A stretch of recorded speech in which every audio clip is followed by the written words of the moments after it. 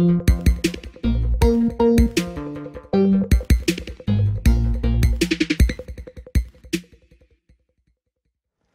soldering iron, a powerful tool.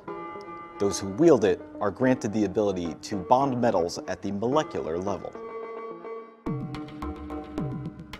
Building electronics is all about making connections, and solder makes excellent electrical connections. And if you're thinking that it's too complicated or time-consuming or dangerous, well, let's just get this out of the way.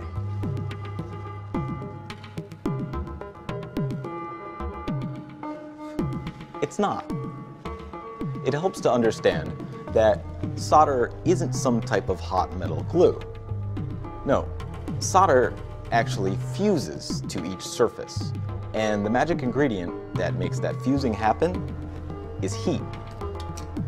And of course, that's where the iron comes into play.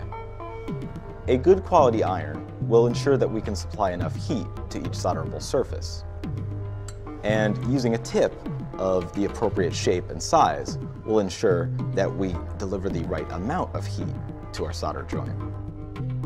For through-hole parts like these, a flat screwdriver tip works well. If we were soldering very small surface mount components, we could use a fine point tip. And if we were soldering a very large joint, we could use a thick hoof tip with a wide contact area for delivering more heat. Before using a new tip, be sure to tin it by applying a bit of solder. And to keep the tip clean, simply drag it through a bit of brass mesh or slightly damp sponge after each use. Just make sure that the sponge isn't dripping wet. To heat both the component lead and copper pad evenly, place the tip right at the joint where they meet. To avoid overheating, don't apply heat for longer than 2 seconds. Any more, and you can damage some components or even the board. So we get in, apply solder, and get out. All nice and quick-like. A fume extractor can quickly remove the resulting wisps of smoke. Now, about that apply solder part. Notice I first touch the solder to the iron and then bring it down and around the component lead. This causes the solder to quickly melt, so I can smoothly paint the rest of the joint in place in one fluid motion. After pulling the solder lead away, I remove the iron and allow the connection to quickly cool undisturbed. We can tell we have a good solder joint when the surface appears smooth and shiny, with slightly concave slopes on either side. It all has a sort of fluid characteristic to it. Quite lovely. If the surface appears rough and bulging excessively, we may have what's called a cold solder joint. These occur when solder hasn't fully fused to each surface, making the electrical connection unreliable. Cold solders can be caused by a lack of heat distribution, some motion during soldering, or a coating on the metal surfaces. Oxidation, which can be seen here as dark spots, prevents solder from fusing with the copper surface.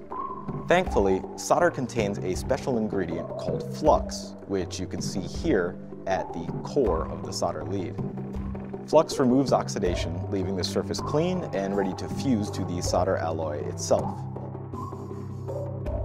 When given the option, choose a solder which contains no clean flux, as water wash flux requires an additional hand cleaning step afterwards to remove it. It's also important to choose the right temperature for your iron.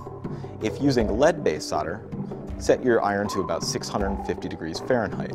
For lead-free solder, somewhere around 750 degrees is fine. Soldering with lead-based solder is easier than lead-free, but lead-free is more common these days. The benefits of good soldering are pretty obvious.